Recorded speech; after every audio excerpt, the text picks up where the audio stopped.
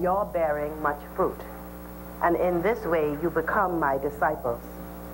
I love you just as the Father loves me. Remain in my love.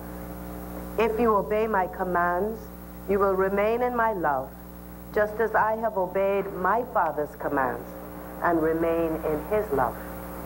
I have told you this, so that my joy may be in you, and that your joy may be complete. The second fruit mentioned in the list of the fruit of the Spirit is joy. Joy is a feeling, a state of being, a state of mind, an attitude that wells up from deep inside in spite of our circumstances. Happiness is dependent on the situation in which we find ourselves. It is transitory and subject to change suddenly. Joy is more subtle, or sometimes effervescent, that can be ours in the midst of the most challenging of circumstances. For example, Paul and Silas in prison, praising God and singing after being severely flogged. The joy of the Lord was their strength. The joy of the Lord can be your strength too. It is joy based on the presence of God, based on salvation, based on love, based on hope, based on peace, based on faith. These are ours in spite of other things. As you serve this nation, do so with great joy. The joy of being a servant of the people. The joy of being a child of God. The joy of making a difference in some way during your spiritual and political leadership and after when you retire. The joy of being a person of integrity. The joy of God's grace as a compass in stormy times. May God bless us all to be faithful. May God bless us all to be conscientious workers. May God bless our family life in our nation. May we model for our children the joy of mature leadership, the joy of fulfilling lifestyle choices. May you never be discouraged. May you remember that what is done for the Lord is never done in vain. Be accountable, be responsible, be sincere, be honest, be committed, be obedient, be prayerful. Bear fruit that will last. Celebrate life with joy, even as you work to alleviate the suffering of others. May God bless you, and may God bless the Commonwealth of the Bahamas. Our Father, who art in heaven, hallowed be thy name. Thy kingdom come, thy will be done on earth as it is in heaven. Give us this day our daily bread, and forgive us our trespasses, and forgive those who trespass against us. And lead us not into temptation, but deliver us from evil. For thine is the kingdom, power, and glory, forever and ever. Amen.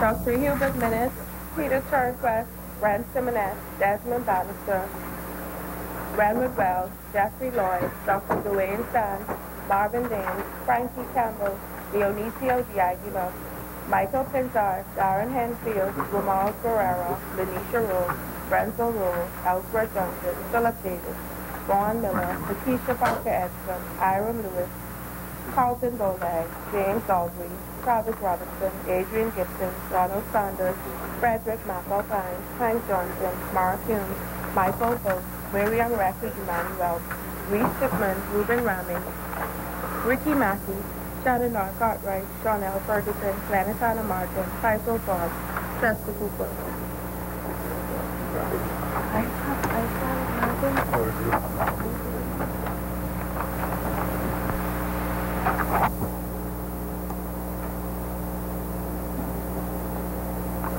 Good morning, honorable members.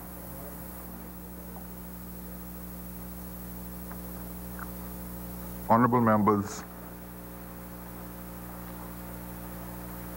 I wish to make a brief remark before we proceed. At the opening of Parliament in the year 2019, I made a statement, and I wish to read an excerpt from that statement. It says, two parties are represented in this honorable house. One party has been given the mandate to govern. The opposition is always the alternative governing party. As leaders, we must learn to eat what we serve. And members of the governing party will do good to remember not to make lashes that they put on the backs of members of the opposition unduly severe and harsh. Always do unto the opposition while you are in government what you would have done to you while you are in opposition. And members, if you can zoom in on this book, I would recommend this not only to members of Parliament, but also to anyone seeking leadership within the Commonwealth of the Bahamas. This is a book by Judson Cornwall, and it says, leaders eat what you serve. In other words, if you don't want to eat it, don't serve it. So, on some occasions, you may discover that the speaker allows certain activities to occur. And the reason for that is that the speaker is allowing you to eat what you have served. So if you are disruptive and you heckle from your seat, the speaker will allow you to receive some of that disruptive behavior and heckling when you speak.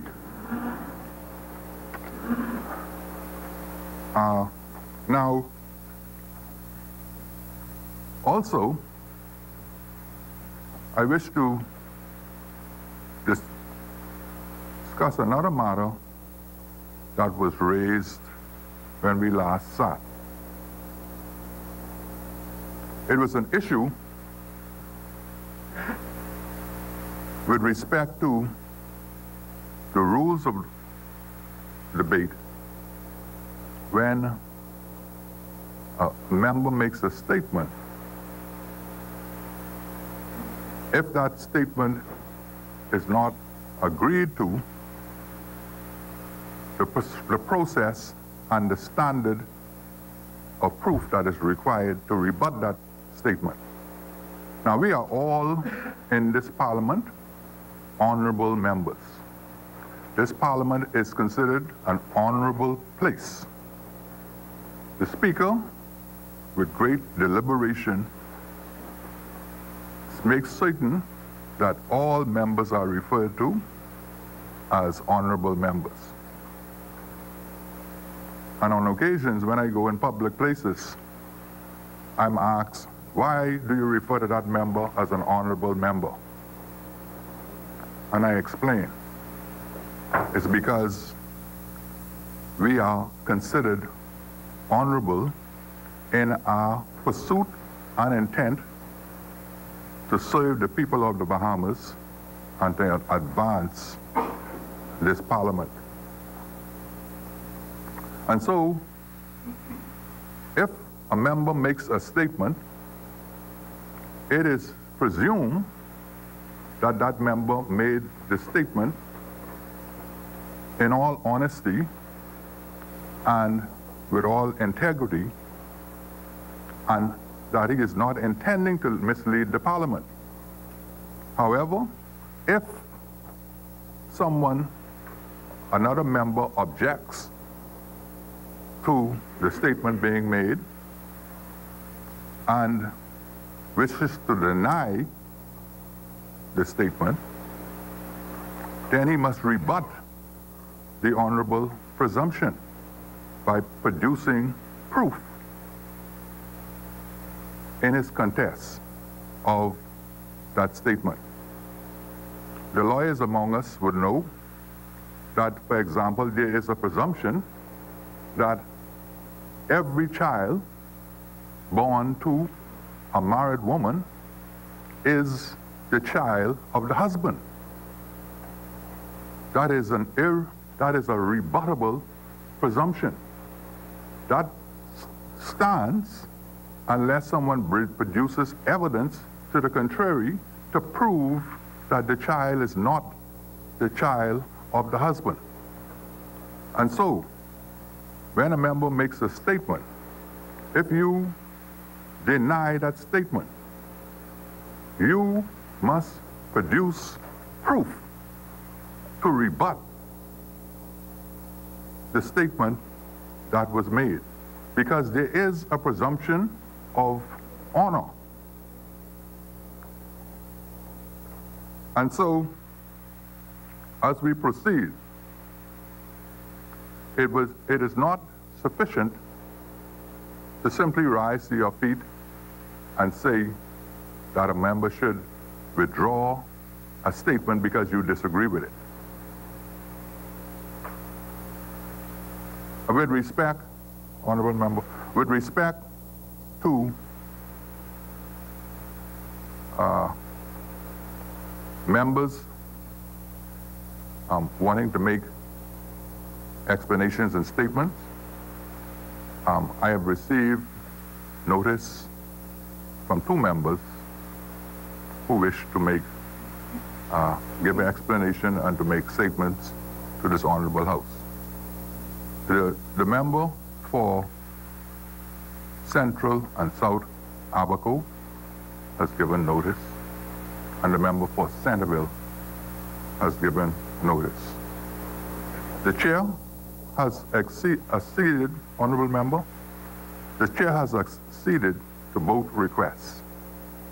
And for the smooth functioning of the business, both members will be given the opportunity and given 10 minutes maximum. When we arrive at the agenda position of members' statements, both members will be given that opportunity. The chair recognizes the honorable member for Cat Island, Rumpke, and San Salvador. Speaker, I thought and I'm happy that the member for Marathon is coming, but this practice that concerns him. And I raised it under Rule 37, I think, that at any time the issue for privilege might arise, it could be the member is permitted to intervene. Mr. Speaker, your opening commentary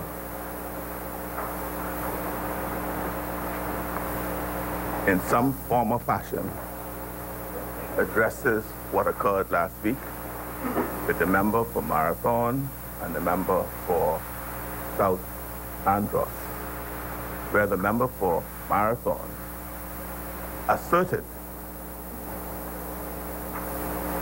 without any proof for which the member for Mangrove Key sought to have presented, and I quote from the Hansard, where the member said, Honorable member, yes, is this a point of privilege yes, that you're arising on? Section 27, yes. Yes, with respect to... Okay. The comments made, I'm suggesting that the member for Marathon breached my privilege. But honorable member, Yes? the rules require that you would have give the speaker notice Which rule, on a matter of privilege. Which rule? I rule 37-1. That's what I think I'm dealing with. I don't think that speaks to any notice to say at any time. Notice only required, as I recall the rules, and you could correct me if I'm wrong. It's only if that matter arises before the sitting, not during a sitting. But wouldn't you agree, honorable member, that this matter that you're referring to arise before the sitting? No, It arises during a sitting. Before this sitting? No, Mr. Speaker. Mr. Speaker, I'm saying it arises during a sitting, right? Because if you look at the rule that you speak to, that speaks to before a sitting, it speaks to me producing documents or publications. So that relates to things that happen outside of Parliament, not in Parliament. I'm not looking at the rule, but direct me to it. That's my understanding. Now, as I said, let the rule go. Honorable member, you're referring to Rule 37.1. Yes. Rule 37.1 says any member may rise at any time to speak on a matter of contempt or breach of privilege which has suddenly arisen and requires the immediate intervention of the House. And he shall move that a contempt or breach of privilege has been committed and that the matter be referred to the Committee of Privilege and Procedure. If the matter is raised in committee of the whole House, the chairman shall report progress. Is that the rule you're referring to? Yeah. And this is the first opportunity that the member to whom the privilege is breached has the opportunity to address it. No, I wasn't here when he said it. If I were here, I would have taken it on then. I was there earlier, not later. I was not back after he said it. So, honorable member, are you rising Mr. What I'm rising for is this. Is that the member said some things last week that imputes to me, right? Some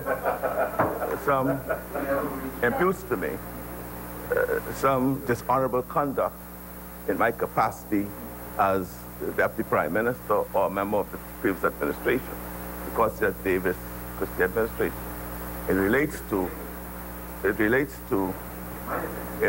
to, as he said, a developer charging his ministry $4 million for work that my ministry at the time had valued at $300,000.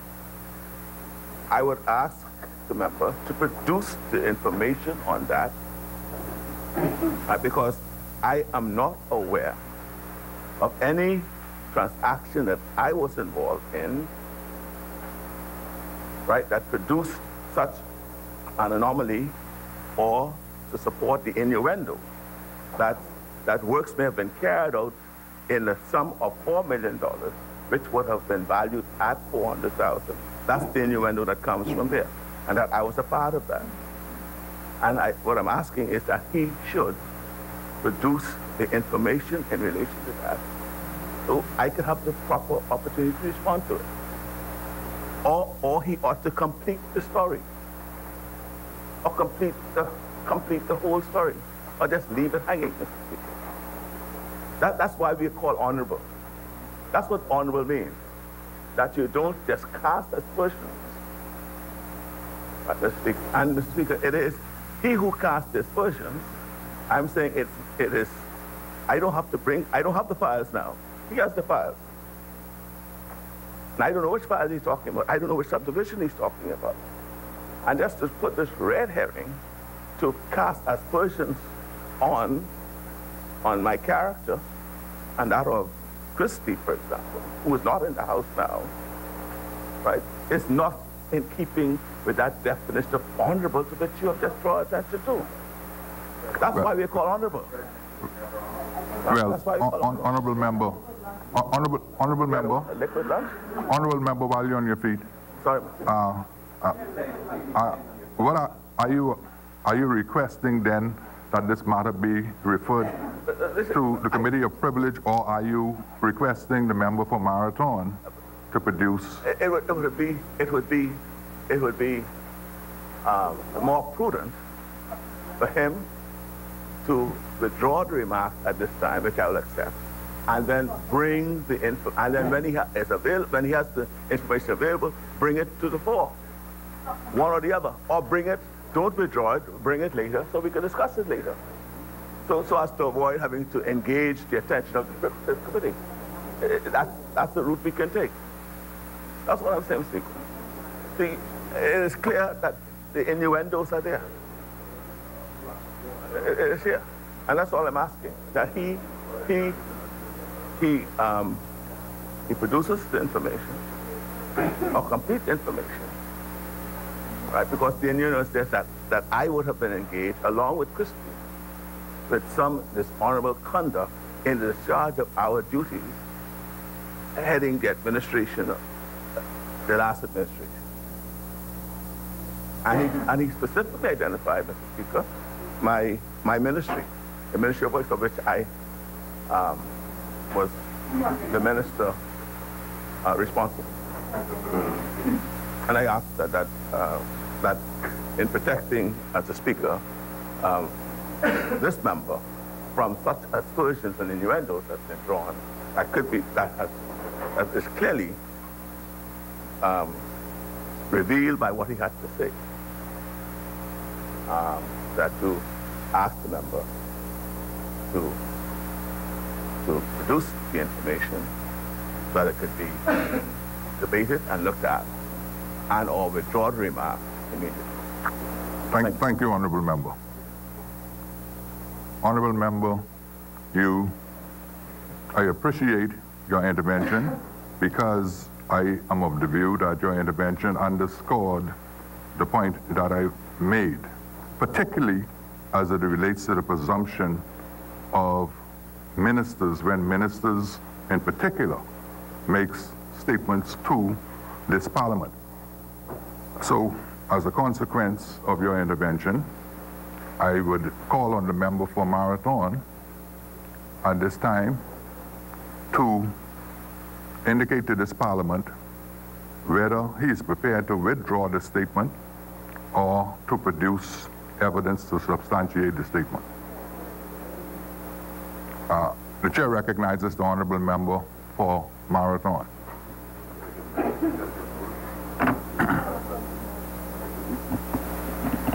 So, thank you, Mr. Speaker. I guess we'll deal with the issue of proper notice at some point in relation to this matter. But, Mr. Speaker, let me begin. I'd actually like to quote the good member from Cat Island, Rumkey, in San Salvador. And this was during a time under the last administration where he served as Deputy Prime Minister, the Christie Davis administration, when they had the fire there at Bamsey. And he was in this honorable house right here. He was right here. He was right here. I think you were here during that time. You served as Deputy Prime Minister. And I think the issue had to do with whether or not there was insurance because a fire had happened. And I'm quoting you. You said, I do not wish to go back into my past at all. The overarching question was, there was a fire, was it insured to enable a recovery of funds? I guess you've changed that position. You want to go back into the past. But the overarching question is... Honourable Member, on a point of order, the member for Cat Island, Rumkey, and San Salvador. Again, this is a dishonorable and disgraceful attempt by this member. This is because you just admonish us to be, as it were, eat what you serve. Yes. You just admonish that, right? What, Mr. Speaker? That is totally. The past I'm speaking to there was about the past debate we had on the issue, and calling what the real issue was in respect to Bamsey. But this is not about Bamsey today. This is not about Bamsey today. Unless he's saying the subdivision we're talking about related to Bamsey, where $4 million was being charged, and when my ministry is saying it's only cost $100,000. Right?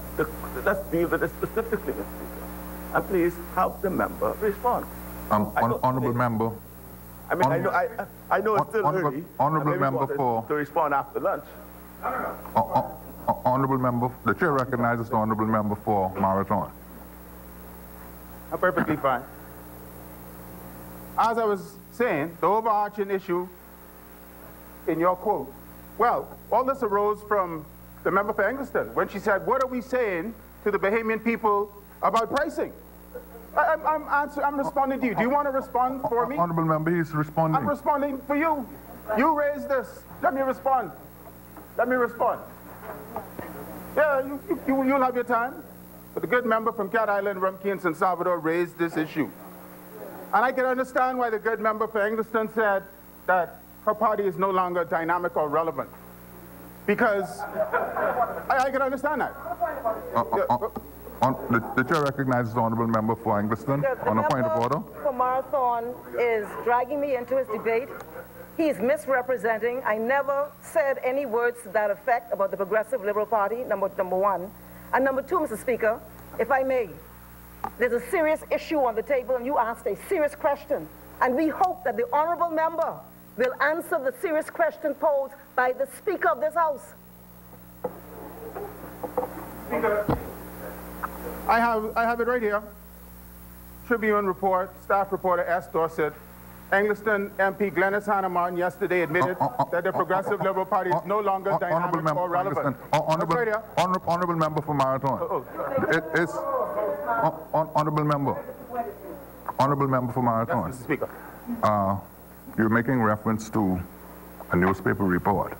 Yes. Are you prepared to adopt that report? Yes, Mr. Speaker. Yes, on the point of order. Speaker, this is a farce and it's ludicrous. Honourable member. It is, Speaker, I am not involved in this debate, in this matter. The member for Cat Island is saying that in this House, another honourable member made a scurrilous accusation against him. And, Mr. Speaker, we shouldn't be having this long conversation. I'm shocked at what's happening in this House. I've not seen it in 17 years. The member should address the issue, Mr. Speaker. The member is indicating honourable member. reputation has been harmed. Honourable member. I'm giving the member for Marathon the opportunity to address. Well, I object, Mr. Speaker. I would like to see the document before he raises the it. answer. Speaker, because he's dragging me into it. I have nothing to do with the issue raised by the member for Cat Island. Honourable member, the document that you are referring to is a Tribune report? Yeah, this is a Tribune report. What is the date on that report? The 31st of August, 2017. Tribune staff reporter S. Dorset. I mean, the only reason I raised it because I was quoting Engliston when I said we had it together. The only reason why we raised it. The only reason why we raised it is because that's the reason why. That's what you said. So you don't stand by it, huh? Honourable member, the honourable member for Marathon, the member for Seabreeze. The chair recognizes the honourable member for Seabreeze. On a point of order, are you?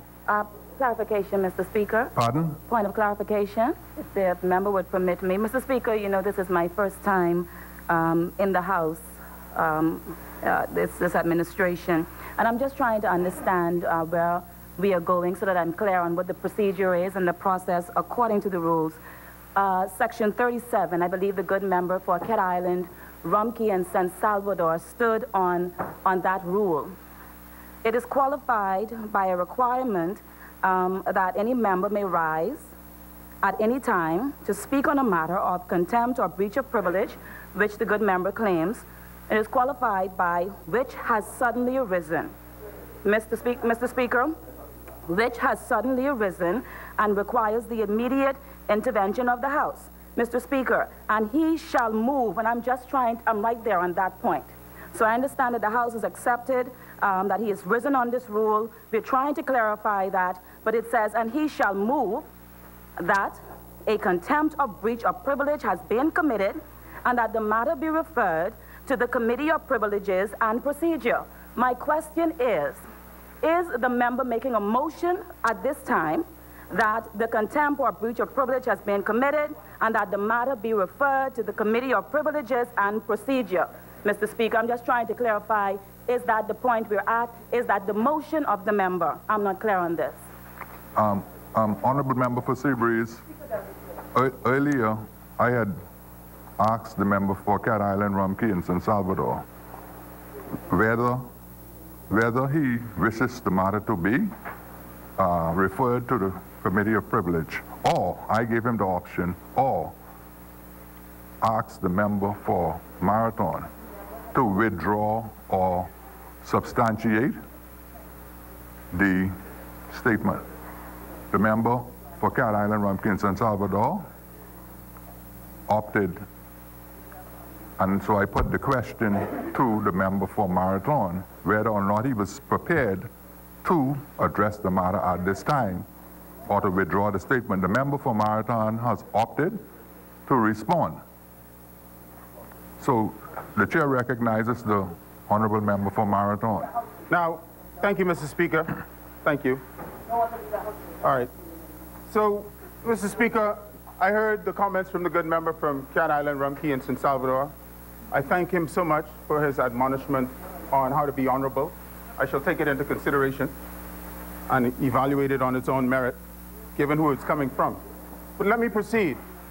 I just need to make a clarification here. And the member for Cat Island, Rumkey, and San Salvador is laboring under misunderstanding, and perhaps it might have to do with the fact that he was not here to hear me live. I wasn't referring to the Ministry of Works report that was not done during his tenure in office under the Christie Davis administration. Let me give you some more background, Mr. Speaker. I have the relevant information here, and I'm quite pleased to present it. So, Mr. Speaker, I was referring to a subdivision that is being prepared and developed for the Bahamian people in Carmichael Village, Mr. Speaker. Wow. That's what I'm talking about, a subdivision in Carmichael Village. Wow. And the situation was, when we came to office, we met a subdivision in train there. Wow. And so, yeah, I think it was maybe 2.5. Now, what happened with Mr. Speaker is that on perusal of the files, we found that work had been issued to a company by the name of Crichton Bahamas Limited, Mr. Speaker. We found that out. And, of course, being the wanting to be diligent, I had a search done of Crichton Bahamas Limited, and the file was not available for inspection at the company's registry. It was not available. But I went online, and I found out Crichton Bahamas Limited, I have it right here, the results of my search, Mr. Speaker. I have it right here. Crichton Bahamas Limited, company number 62539, agent Valentine S. Grimes, agent address Flomar House. Right there. And we found an invoice dated 31st of December 2018 for $4,744,359.41. Now, an invoice, yeah. Yes. Yeah, of course. Of course. And then it caused me to wonder, and see, that is the reason why I quoted the good and honorable member for Cat Island, Rumkey, and San Salvador right at the beginning, when he said, when I quoted him, and he said that I do not wish to go back into my past at all. I don't want to misquote him. I do not wish to go back into my past at all. But regrettably, I had to sort of look at that, because upon further examination of the file, there was a memorandum of understanding with the same company, incorporated by the agent that I stated. And it was dated the 17th of July, 2014, Mr. Speaker. So we had a memorandum of understanding. We had a company that was incorporated. The incorporation date is the 8th, let's see, 8th of April, 2014. Memorandum of understanding between the company and the previous administration, of which the good member for Cat Island and Rumkey in San Salvador was Deputy Prime Minister of the Christie Davis administration. It's the 17th of July, 2014. So we see a nexus. And it caused me to do some more research, Mr. Speaker. And I came across this article dated the 15th of February, 2016 by one Candia Dames, The Curious Case of the BAMSI Contract. It's right here. Honorable member, I'm sorry, Mr. the document that you're referring to now, is that a newspaper article? Yes, Mr. Speaker. It's dated... It's by which newspaper? Nassau Guardian, Mr. Nassau Speaker. Guardian, dated? I wish to adopt it. It's dated the 15th of February, 2016, Mr. Speaker. The Curious Case of the BAMSI Contract. And in it, we see where the former administration, of which the good member for Cat Island, Rumkey, and San Salvador, the honorable member, served as Deputy Prime Minister of the Christie Davis administration. We see where we had this company, Andarco Construction Limited, as well, that was incorporated very quickly and received work. It's right here. I'm sure Cat Island, Rumkey, and San Salvador is very much aware of it. Very much aware. And this is that situation where there were 4 members of the company: Samuel Green, D. Elliott Rowe, Shakira Rowe, et cetera, et cetera, et cetera. And I think the former member for Andros, I think Mr. Darrell Rowe, or Mr. Rowe, I don't want to call his name. But it's right here. And the thing is that this is one of the times when, under the former administration, the former leader of Cat Island, Rumkey, and San Salvador, when he was Deputy Prime Minister in the Christie Davis administration, made that statement that he hoped only PLP got work here. Isn't that right? So, I mean, no, not you. Don't twist my words. I'm fully capable of elucidating what I want to say any day of the week, and I'm doing it now. Okay? So, I'm just showing you that there's a coincidence here. There's a coincidence here, Mr. Speaker. There's a coincidence here that we see. We see a pattern. And that's all. That's all I was pointing out. And so when I made the statement, you see, I understand that I can't speak to what goes on in the mind of anybody. But I understand that we had here Brighton Bahamas Limited. The speaker, Cat Island, Rumkey, and San Salvador, insisted that I said it was under, this evaluation took place, there was a change in government, all right? So we have here evaluation by the Ministry of Works, where the member for Cat Island, Rumkey, and San Salvador, in the previous administration, where he served as Deputy Prime Minister, the Christie Davis administration, right? That one, that we're all familiar with. This is where they evaluated an element of his invoice, and they made the determination and recommendation that they ought to be paid $367,288.61. And that was the basis of what I said, because when the good member for Engliston got up and said, what are we saying to the Bahamian people about Costin? It touched me. Because what are we saying about Costin? What are we saying? What are we saying? And they could deflect all they want, and they can cast aspersions all they want. The politics of division, they're very familiar with. What they need to do is answer. They need to answer this issue. You see?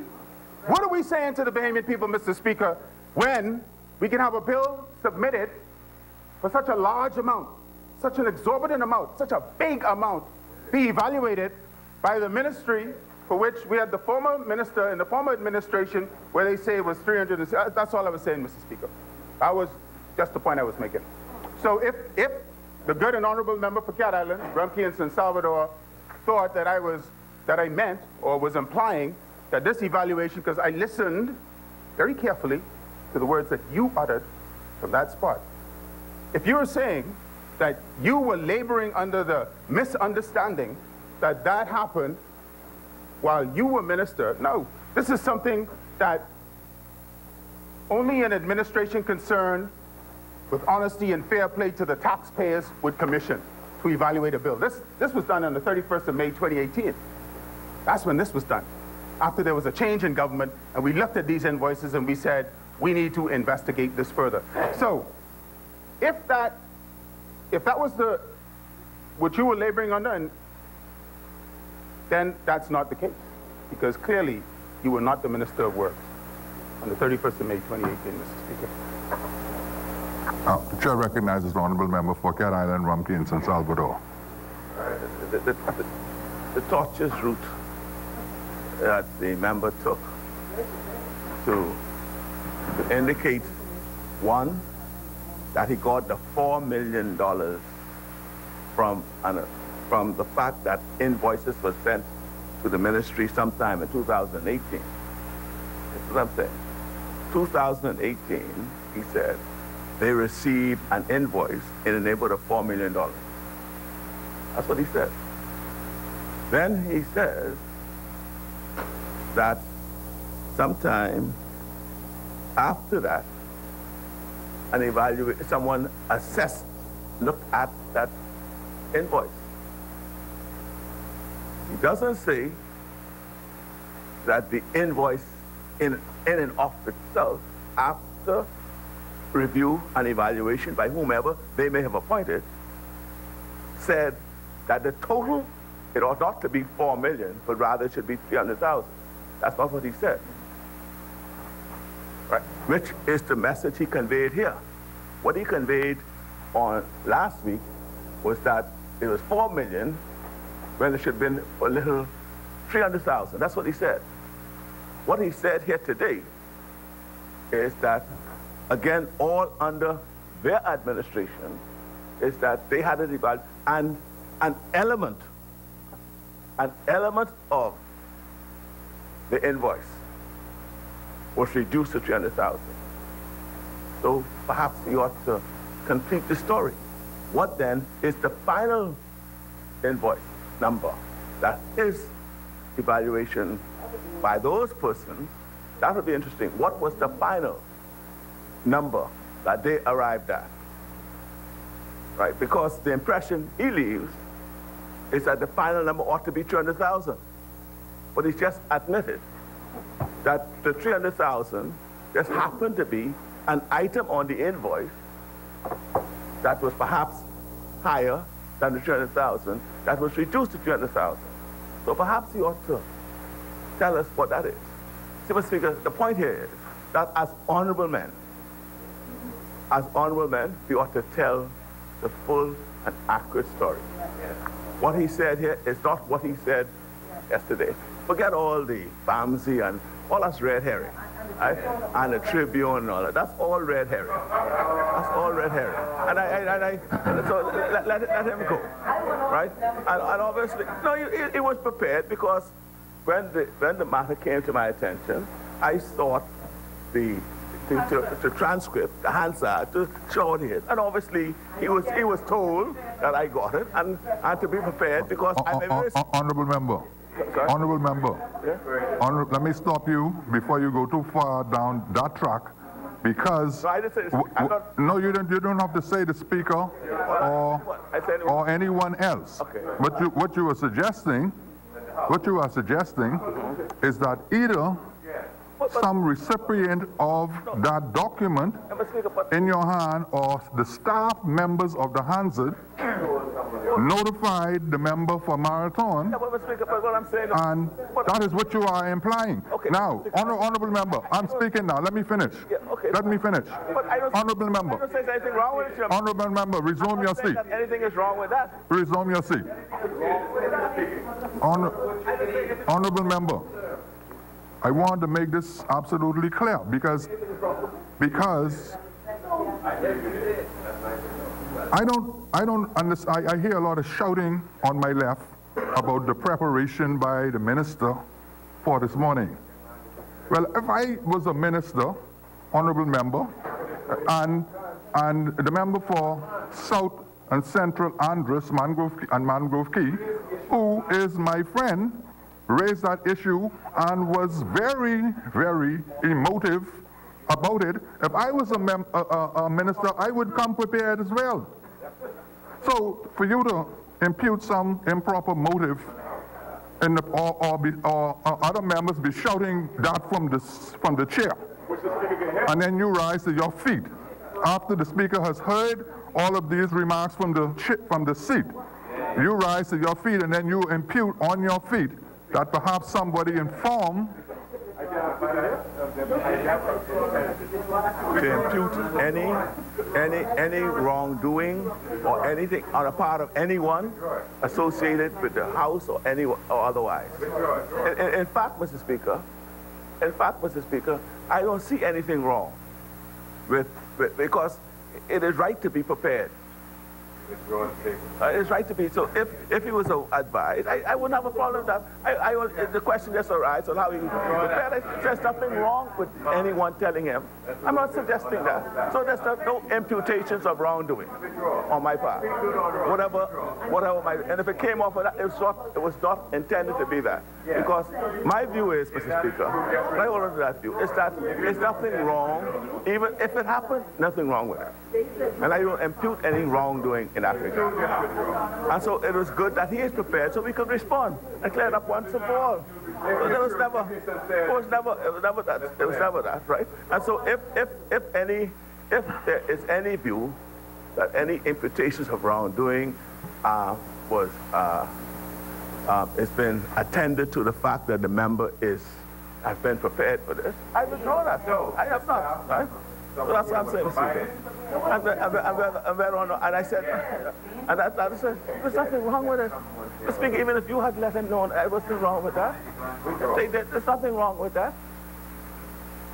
Because it facilitates the work of the House. It certainly didn't come across to the chair that you did not intend for it to be. That's why, as I say, Mr. Speaker, if you feel that way, I withdraw it. But I'm saying that was never intended, and I stand on the feet to say. That's why I was saying to you, I don't see anything wrong, even if you did pass it on to them, even if you was alerted that this Hansard was requested. Because if anyone requests a Hansard of something I said, I would like to know as well. Nothing wrong with that. Stand up again to let somebody know. Let's get the information. Right. That's what I said, Mr. Speaker. And so, Mr. Speaker, and if I may continue, all I'm saying, Mr. Speaker, is that this is clearly demonstrated now that the member was not full and frank to the House in his comments last week compared to what he says today. Right? And what he says today. Because the innuendos drawn here was to suggest that Christy Davis' administration did something wrong in respect to a $4 million process versus a $200,000 process. That's not true. Not on what he said here today. And therefore, he should withdraw these remarks and cling on to what he said today. The chair recognizes the honourable member for Marathon. Mr. Speaker, I can understand why Eggleston said they're no longer dynamic or relevant now. It's becoming abundantly clear. I can understand that. No longer dynamic or relevant.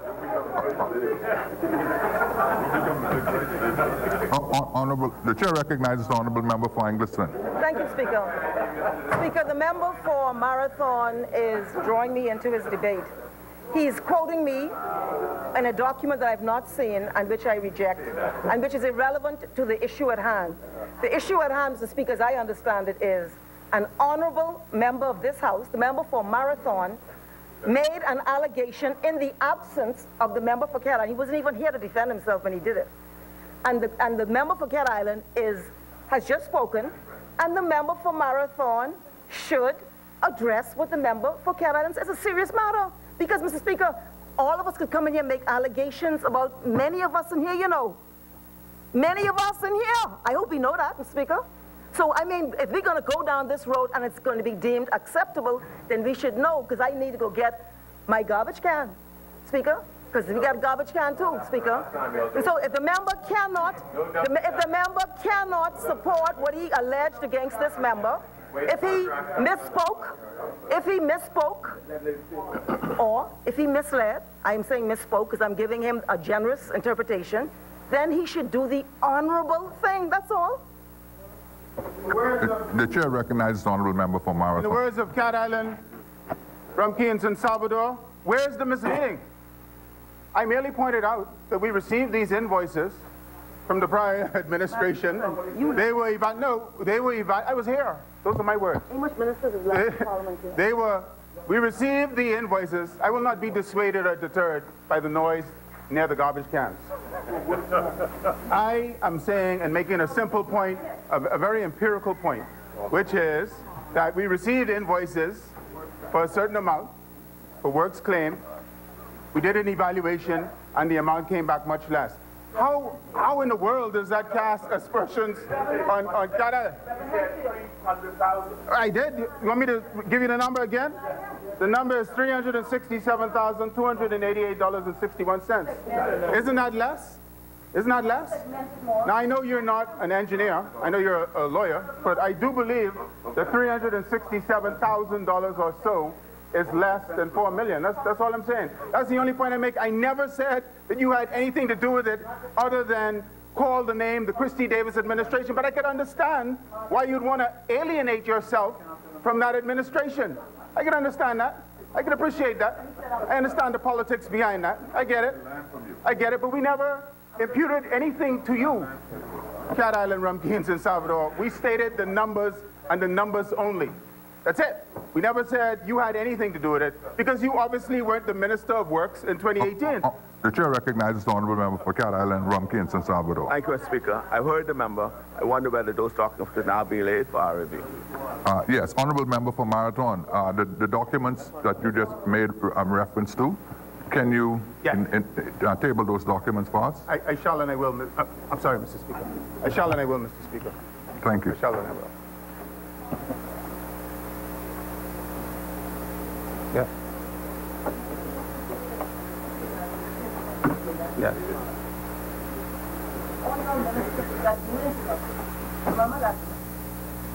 Yes.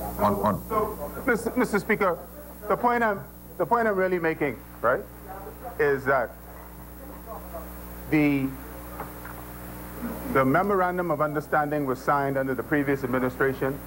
Invoices were submitted for work done under the previous administration. When we came in, we evaluated it and it came into much less. I never said you did anything to the contrary. But I am, I'm not here. I find it interesting, Mr. Speaker. Right? Honourable members, the member for Marathon has the floor. Yeah, yes, Mr. Speaker. So, I'm in the courts. I'm sorry. I'm addressing Cat Island, Rum Key, and San Salvador.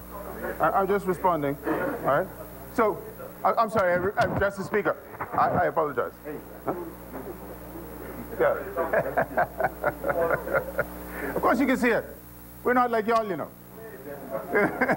don't hide nothing, man. Honourable member for Marathon. I have them here. I'm prepared to lay them, Mr. Speaker. Yeah, I'll do that. Point of order. The chair recognizes the honourable member for Mangrove Key, South and Central Andres on a point of order. Yeah, Mr. Speaker, thanks for your indulgence. Mr. Speaker, this is a matter that is bothering this morning to many Bahamians. See where we are on this matter, when a member's reputation could be so solid very easily. And that's why I felt very strongly about what I said last week, especially in the halls of Parliament. And Mr. Speaker, I hope we can find a way to rectify this matter instead of just going over this process in this elongated fashion this morning. But also, secondly, Mr. Speaker, on the point of clarification, I am bothered, Mr. Speaker, by your ruling, and you noted that you're my friend, and I accept that.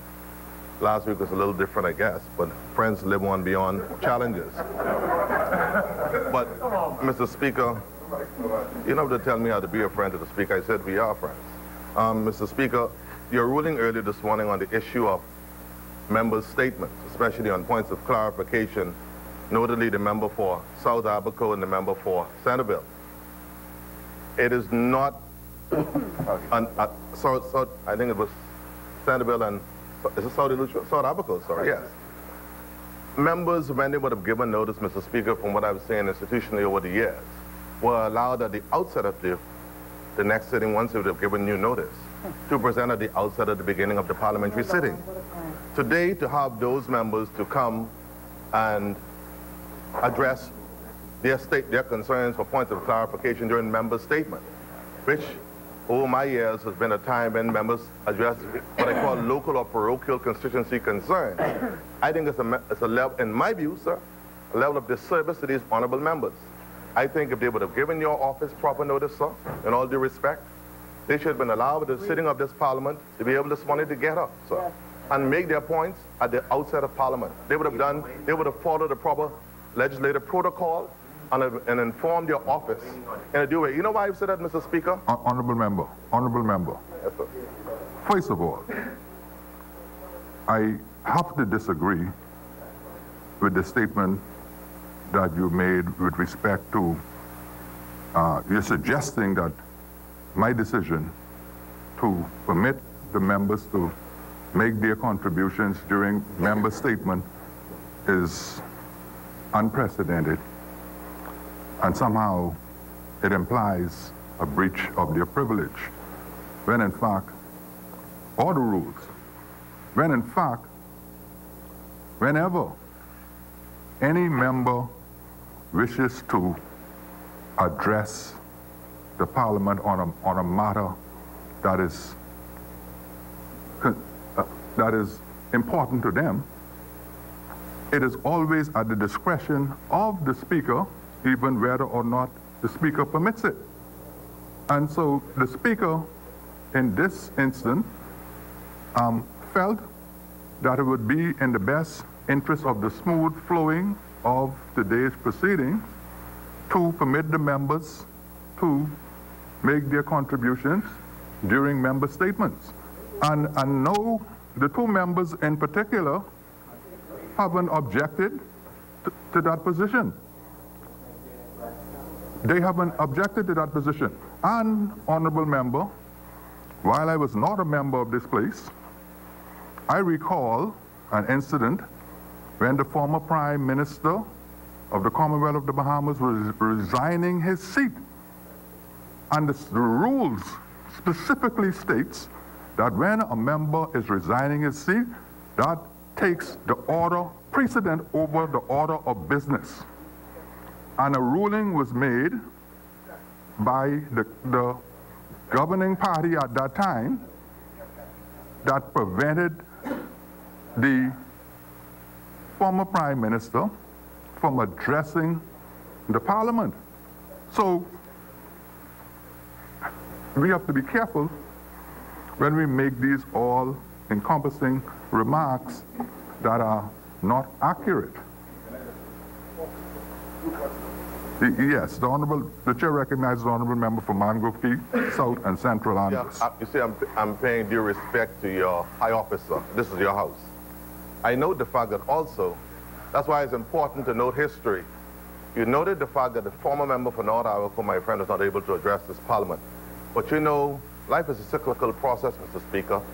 That the very same member for North Iroquois who would have sat across from the member for Anson and sits today would have also not allowed the former member for St. Cecilia and the Honorable Cynthia Mother Pratt and others, the Honorable Ken Russell and Kendall Wright and others, not to address the parliament before it was prorogued. No, honorable member. Speaker, honorable member. Mr. Speaker, I was here. Honorable member.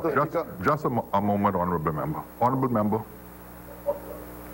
Honorable member for Mangrove Key. I don't want to be there. Honorable member, just for the record though, you see, because I happen to have been a person who, in those days, I was involved with third-party politics and I monitored a lot of the activities of this parliament. You may have been here, but the incident, as you are comparing them, it's like comparing apples and oranges. The House was dissolved in the instance of Russell and the former Deputy Prime Minister. That is the reason, that was what caused their not having the opportunity to resign. The House was dissolved. In this instance that I referred to with the former Prime Minister, he gave notice of his intention to the Speaker of his intention to resign. Mr. Speaker, let me just finish this last one. Mr. Speaker, all I'm saying to you on the issue of members after giving notice being able to speak, I also know the same fact, Mr. Speaker, in my final 20 seconds, that the young and strong and able member for Bain and Grandstand, after the well-noted VAT vote, would have had a chance on the following sitting to come in and justify and give a rationale as for why he would have voted for against the VAT with other members of the governing side. And so my thing, Mr. Speaker, at the end of the day, all I'm saying, let's be consistent, let's be fair. And so I'm saying, if these members would have given notice, the member for South Abaco and the member for Centerville should have been able to give their presentation also this morning, like the good and able member for Bain and Grandstand would have been able to do so a week later following the increase of VAT. That's all I'm saying. Mr. Speaker, yes. Let the House proceed. Yes, honorable member. And my final comment on that matter is simply this. The discretion of the Speaker is unfettered.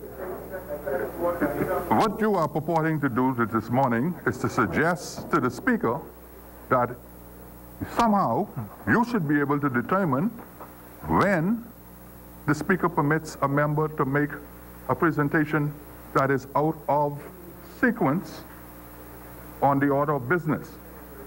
The Speaker, in the best interest of the, is of the view that in the best interest of the flow of the proceedings of Parliament this morning, that it would be in the best interest of the Parliament in doing its business to permit those members to address their issues at member statement. That is the view of the Speaker. That opinion of the Speaker is an unfettered discretion of the Speaker and is not to be questioned by anyone. The chair recognizes the honourable member for Pine Ridge. Thank you very much, Mr. Speaker. Mr. Speaker, as the honourable member said for South Andros and Mangrove Key, this is your house, and you have the precedence and the rule of your house. Honourable member, resume your seat, please. The Speaker has just indicated that the chair's discretion with respect to this particular matter is unfettered. And the decision of the chair is not to be questioned. It's not to be questioned. Your chair has recognized it. I'm not questioning what you said, but I just want it on the record as a representative of the people of Pine Ridge that I support South Andros in what he was saying, and honourable that member, the people of the honourable member, resume your seat. The chair recognizes the honourable member for Central and South Abaco. Honourable member, resume your seat. Honourable member, resume your seat. The chair recognizes the honourable member for Central and South Abaco. Thank you, Mr. Speaker. Just a point of clarification very quickly. I know we still have yet to reach the day's agenda before us. But, Mr. Speaker, just wanted to clarify, I wanted to thank, of course, the member for South and Central Andros. I know he was, appreciate him standing up for the rights of members in this House, but I just thought it was very pertinent to clarify for both the public and other members of this House that given the hour of my notice and the context of what I was intending to move, that we, both on your advice, we agree to be more appropriate for member statements. So I just want to be very clear that that was not, I do not feel my rights or privileges as a member were breached. It was a simple accommodation, and I thank you for your advice. And of course, I thank the member for South and Central Andros for highlighting and sticking up for members' rights. But wanted to clarify that, so I thought it was very important given the context of what we're speaking about here. Mr. Speaker, thank you very much. Thank you, honourable member. Honourable member for Marathon, you were in the process of tabling some documents. Yes, Mr. Speaker. Mr. Speaker, I have the documents right here. before I table them, I just want to ask the member for Cat Island, Rumkey, and San Salvador a question, so maybe we could kill two birds with one stone. When I was on my feet last time, and the good member from Eggleston said, what are we saying to the Bahamian people about pricing? I referenced the facting issue, the substratum of what we're talking about. I mentioned that. But I also mentioned Adastra Gardens. So I didn't hear the good member for Cat Island, Rumkey, and San Salvador raise that. So I just want to know if he's accepted the fact that they were overpriced. You accepted that they've overpriced. That's all. I'm raising a... Honorable member. The chair recognizes the honorable member for Marathon. You know, Mr. Speaker, these senior members of this House. Honorable member for Marathon. So that we can proceed. Yes, Mr. Speaker. I understand, and I got him right here. So you accept that Adastra Gardens was overpriced? That's all I ask you? Right here. I'm laying this article written by Tribune staff reporter S. Dorset, quoting the Eggleston MP Glenys Hanna Martin, admitting that the Progressive Liberal Party is no longer dynamic or relevant. Order that the document be brought up. Just assail the character of a colleague in this Parliament and you're playing games with them. You think it's so funny. Lay your document and support the case. That's about talking to you. I lay finished. That's why. But I want to do that. I like to I'm laying... Honorable member. Oh, sorry. You want to lay all of them in bulk form at one time, as opposed to... I was advised... Apologies, Mr. Speaker. I was advised to go through them. I can lay them in bulk form. I can do as the Speaker directs. As you choose to lay them singly, one by one? Yes, Mr. Speaker. Yes. Oh, okay. Before you proceed. Okay, Mr. Speaker. Order that the document will lie on the table. And Mr. Speaker, at any time that I'm laying it, I withdraw that, Mr. Speaker. Mr. Speaker, I'm laying on the table, on the floor of the House, an article by Candia Dames, dated the 15th of February 2016, in the Nassau Guardian, dated the 15th of February 2016. The headline says, "The Curious Case of the BAMSI Contract." That's what I'm laying. Order that the document be brought up.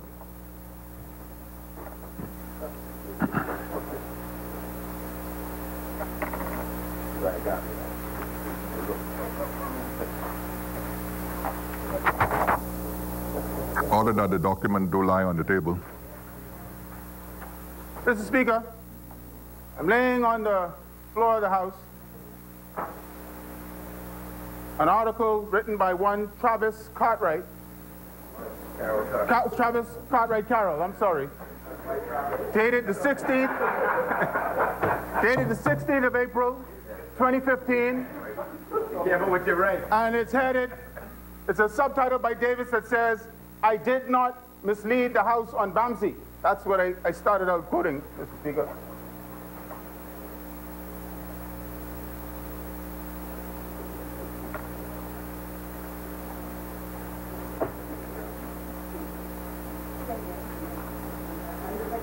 Order that the document be brought up. Mr. Speaker. Order that the document do lie on the table. Mr. Speaker, I'm laying on the floor of the House an evaluation of a set of invoices that was submitted to the Ministry of Environment and Housing for work done during the previous administration. This is dated the 26th of June, 2018. I'm laying it on the floor of the House, submitted by Triton Bahamas. Order that the document be brought up.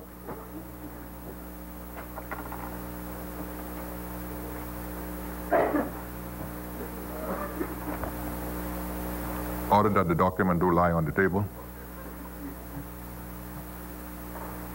Mr. Speaker, I'm laying on the floor of the House the results of an online search of Triton Bahamas Limited, given the registered office information that I alluded to earlier, Mr. Speaker. Order that the document be brought up.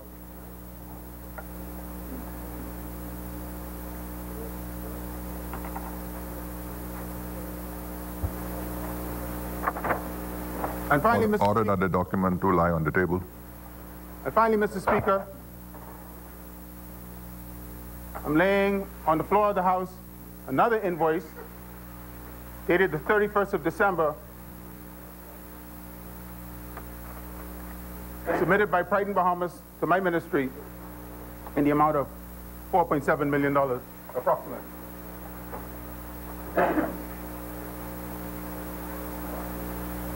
Order that the document be brought up.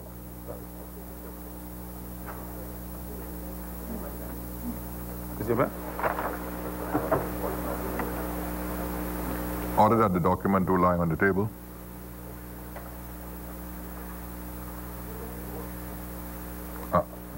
The member for Marathon, are you finished?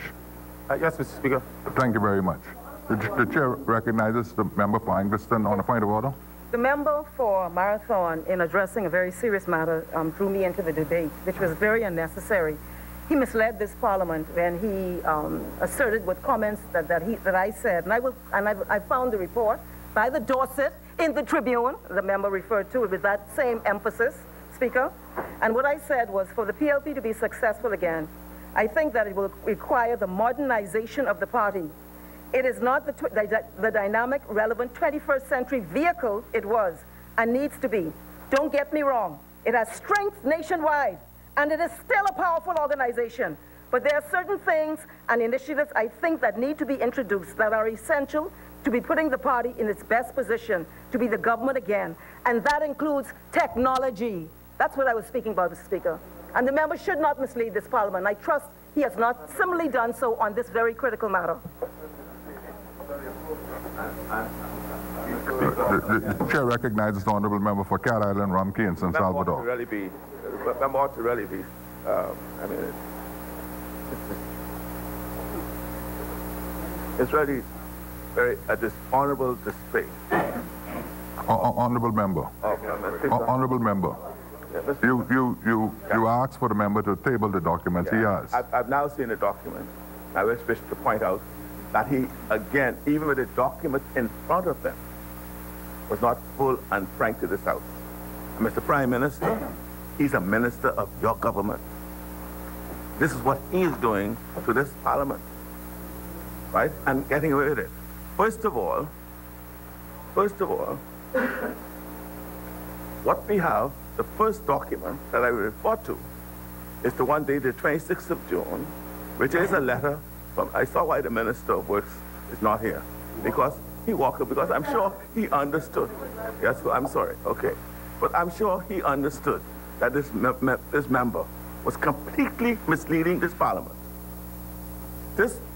And I invite the press to get a hold of these documents, and I invite the press to do something about this. And I call upon you, Mr. Prime Minister, to look at this. First of all, there was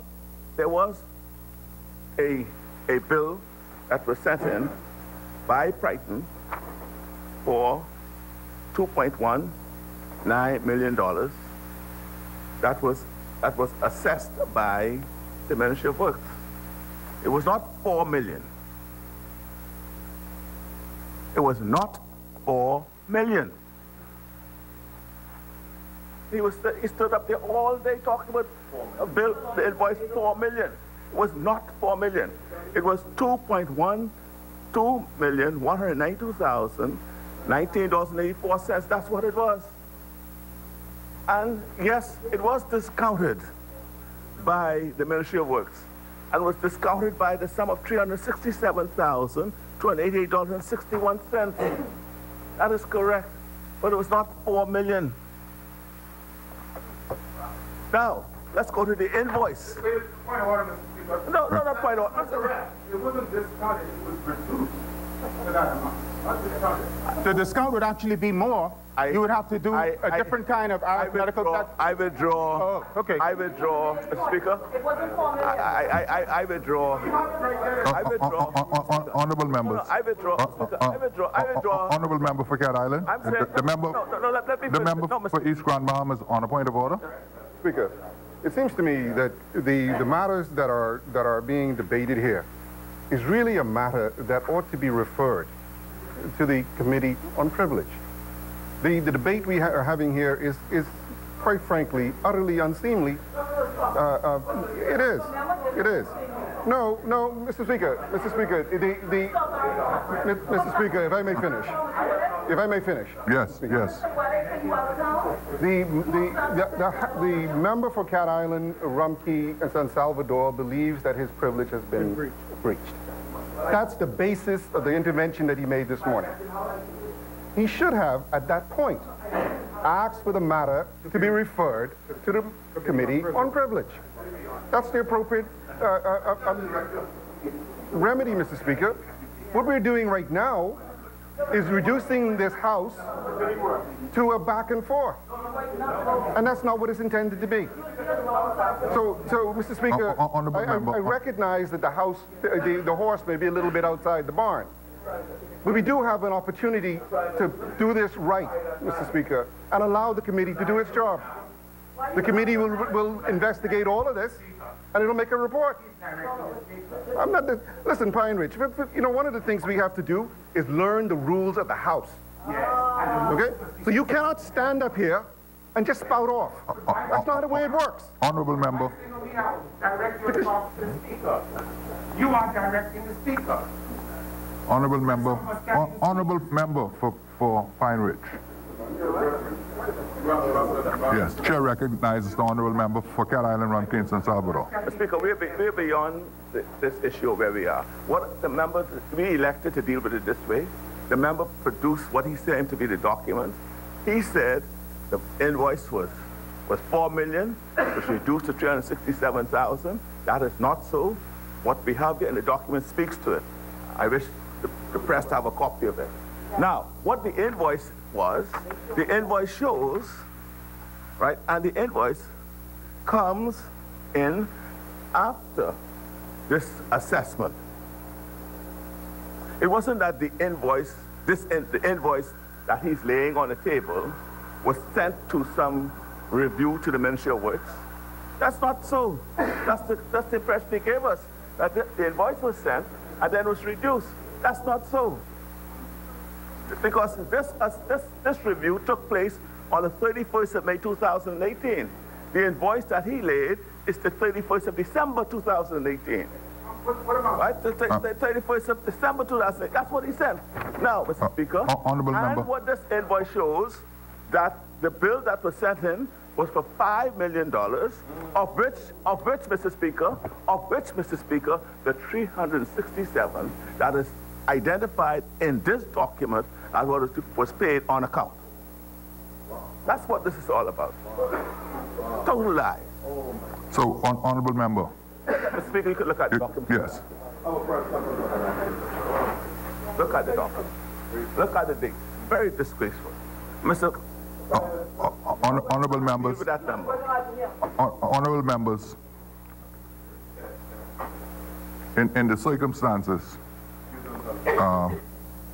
before we proceed on the order of business, we accept the exchange, and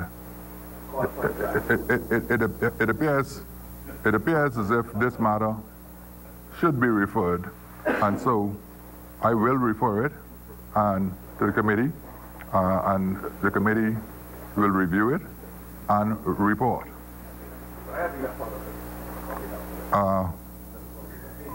Introduction and swearing in of new members. Laying of documents by ministers. Statements and communications by ministers. The chair recognizes the honorable member for South Beach.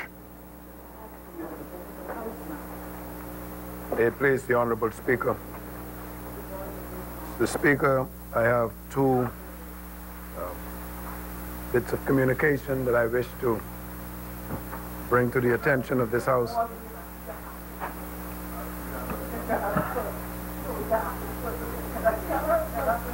The first is a report on the incident and the consequential actions of an incident at the C.V. Bethel High School.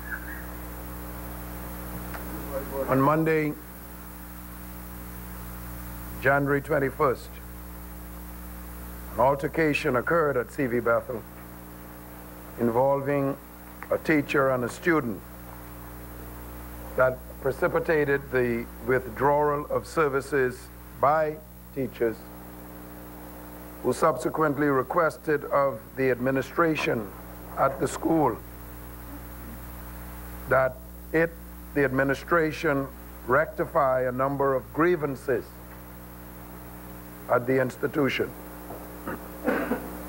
During that day, Mr. Speaker, the union leadership and the police came in at different points. Up to this communication,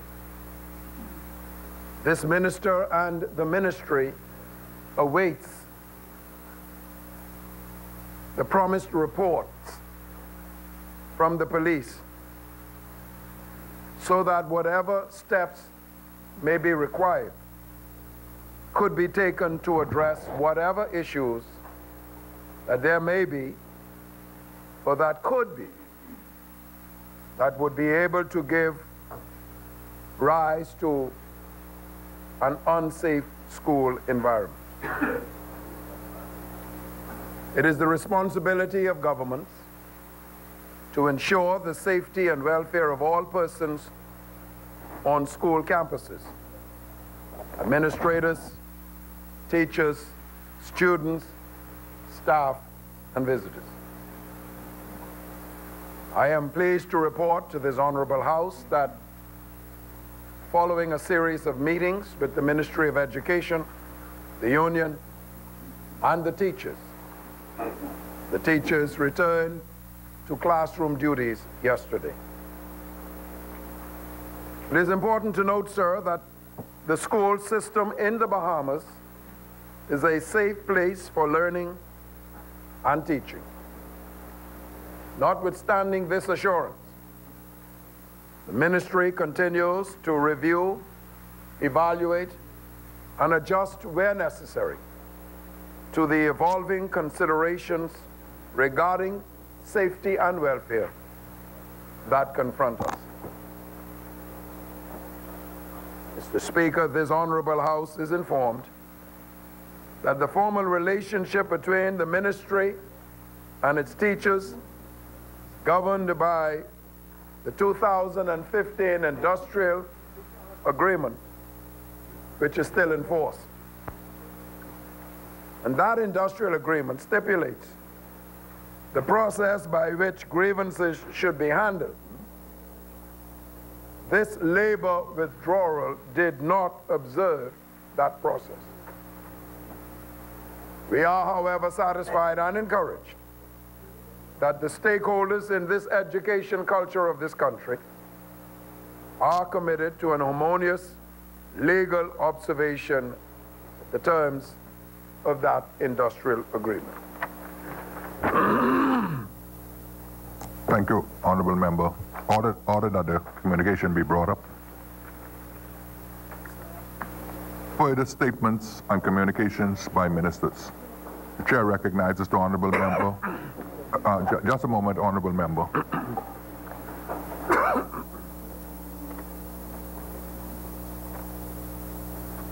Order that the document do lie on the table.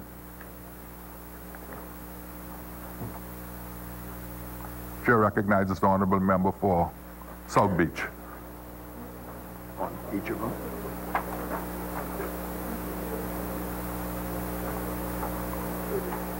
Yes, sir.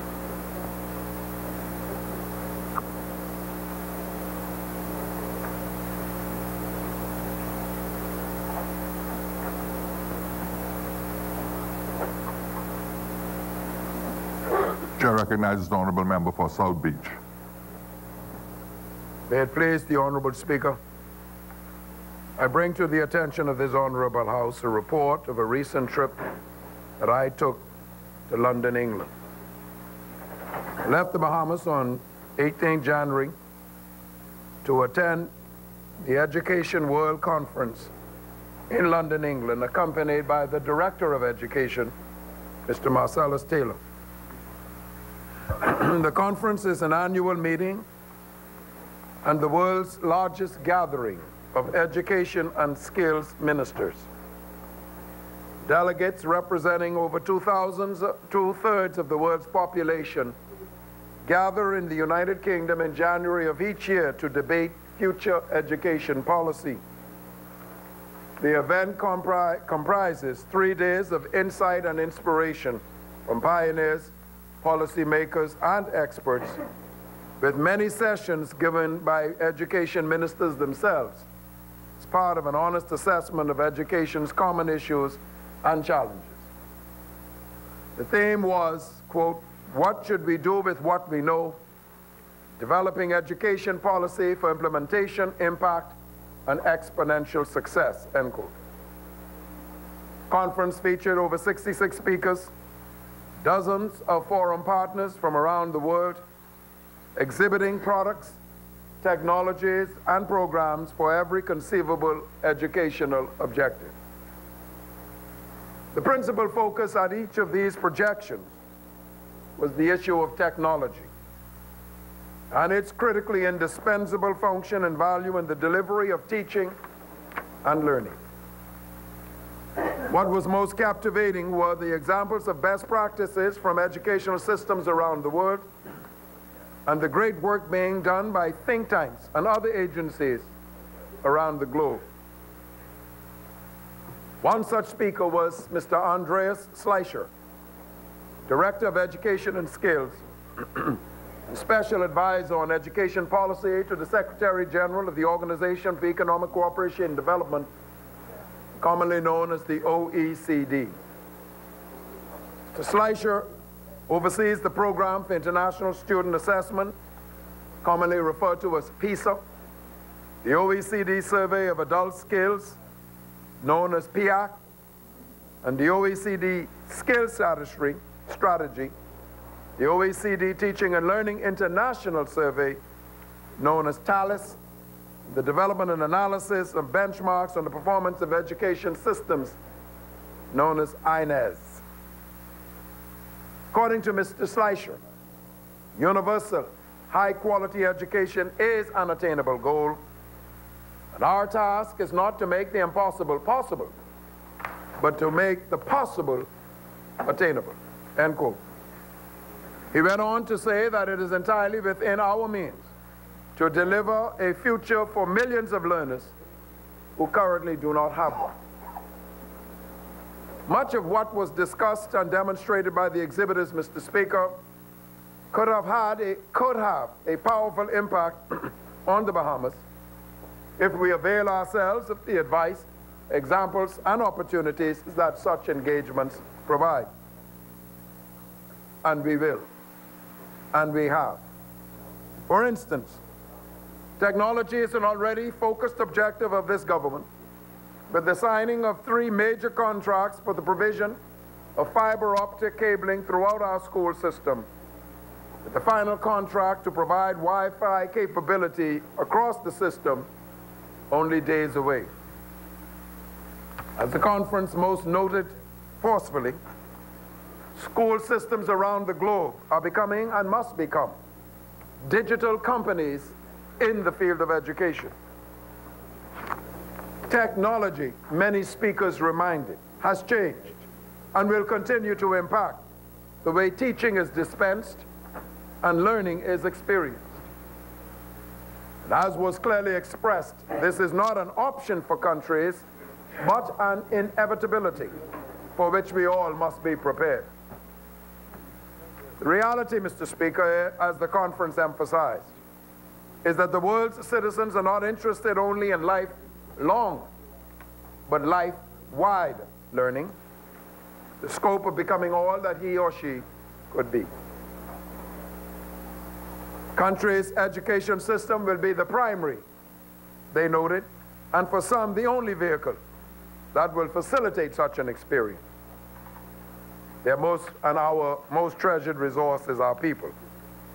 Investment therein is vital through education to the realization of their highest potential. Early childhood education was another of the particular emphasis on the first 1,000 days of human existence as being most crucial. In one of the breakout sessions that I attended, the discussion was on ending violence in school and making them safe to learn. How, quote, inappropriate, considering the most recent event here in the capital. This session featured impassioned and excellent presentations by two young persons, both students, who have organized in their respective communities focus and attention to address violence on school campuses. At the end of the World Conference, Mr. Speaker, the director and I attended the annual EMAG, Education Ministers Action Group Conference at the Marlborough House in London, hosted by Baroness Patricia Scotland of the Commonwealth Secretariat. The EMAG is an action-oriented subset of the Commonwealth Ministers of Education who attend tri-annual conferences on issues of education within the Commonwealth countries.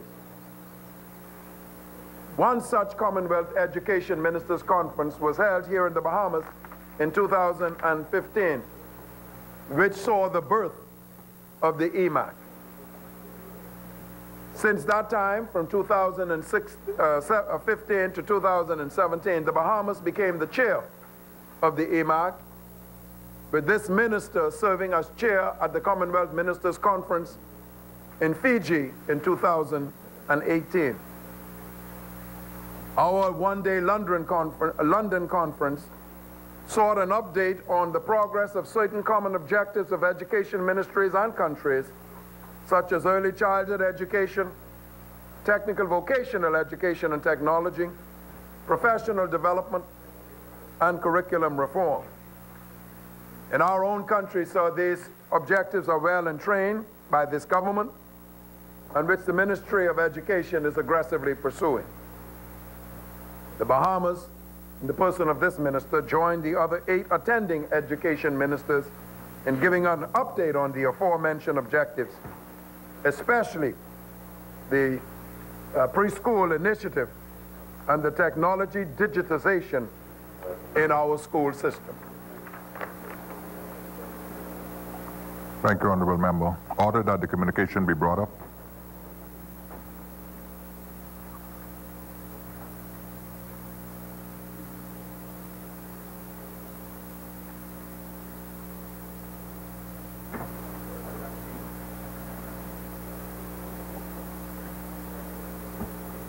Order that the communication do lie on the table. Further statements and communications by ministers. The chair recognizes the honourable member for East Grand Bahama. Thank you, Mr. Speaker. Mr. Speaker, as I read this statement, I do regret that I have to actually address this matter.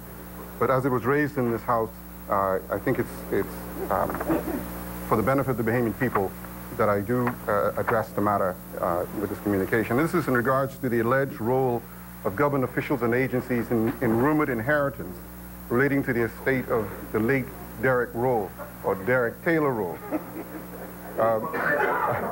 As I say, I do regret that I have to address this. Mr. Speaker, I rise to make a brief and what I hope shall be a final statement on the matter of the alleged role and knowledge of the government, of the Bahamas government, in a purported inheritance left to the now deceased Derek Roll. Honorable members and the general public would largely be aware of the story of the late Derek Roll that goes back some 20 years plus. Without rehashing the entire tale, the substance of the matter is that the late Mr. Roll would have allegedly inherited a fortune from a deceased American couple. Mr. Roll would have alleged that his efforts to obtain his inheritance had, up until his death, being thwarted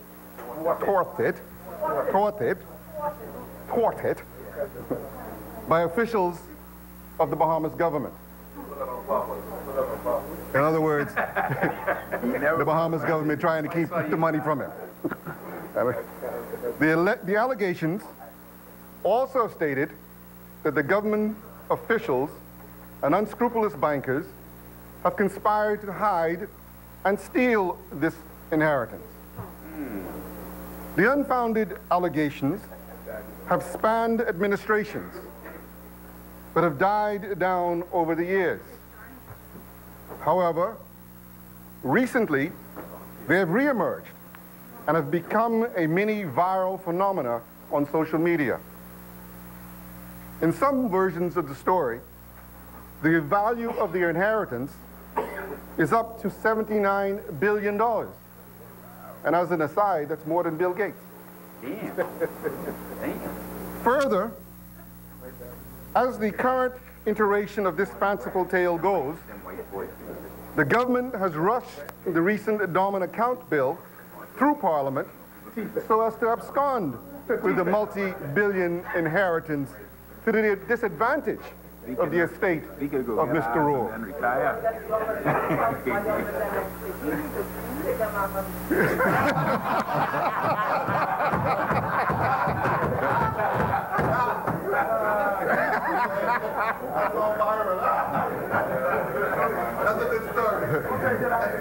Neither the ministry, where the money gone? That's the Ministry of Finance, nor the central bank, nor the named commercial bank elected to respond formally to this patently absurd tale simply because it was and is a patently absurd tale. However, given that the matter has been raised by a member of this House, the government feels that it is important to state its position formally and for the record. Mr. Speaker, neither the Ministry of Finance, nor the central bank, nor any other governmental entity were or are aware of this alleged inheritance that was supposedly left to Mr. Derek Rowe. Further, and it would follow from this, neither the central bank nor any other public entity has, had, or does have knowledge or possession of any funds relating to this inheritance or alleged inheritance. Neither the Ministry of Finance, the central bank, the Attorney General, the Minister of National Security, nor any other relevant agency has been approached by any domestic or international entity on any matter relating to the investigation of this issue. Further, the government is not aware of any legal action that has been commenced in the Bahamas or any other jurisdiction in respect to what is alleged to have been the largest theft of money ever recorded in history. In history.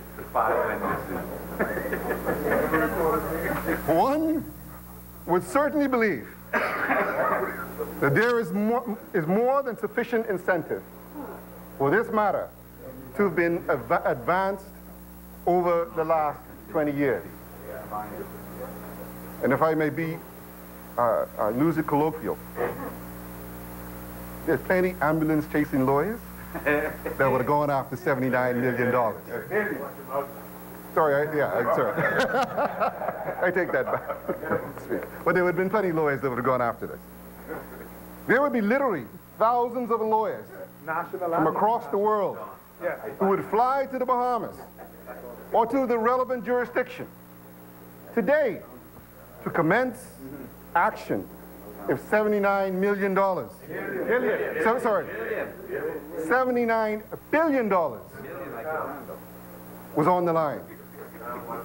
Can you imagine the fee on $79 billion?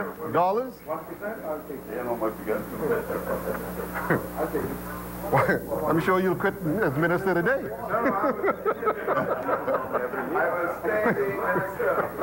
Yes, because you love the children.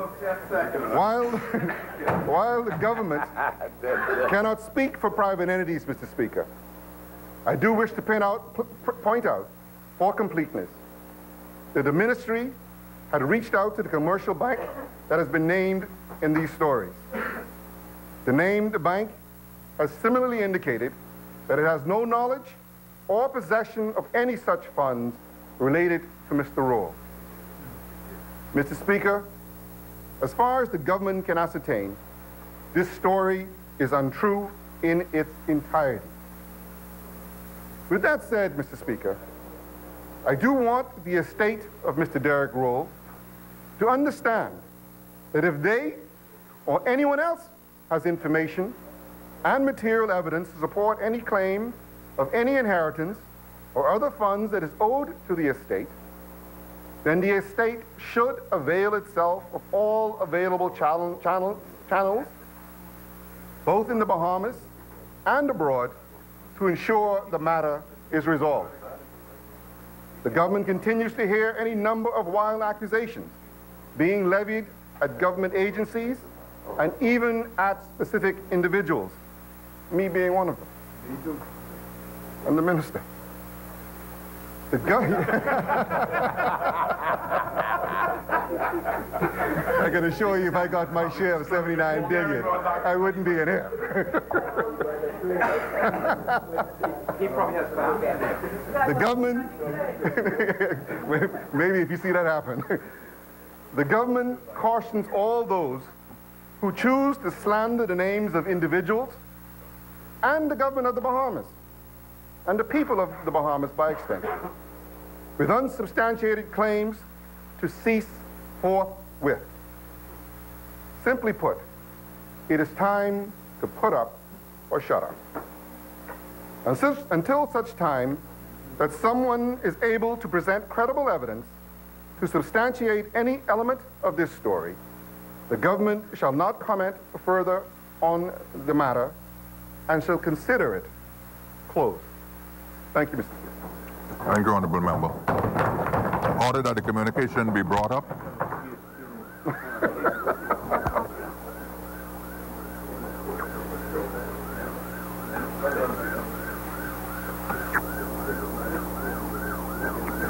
Order that the communication do lie on the table.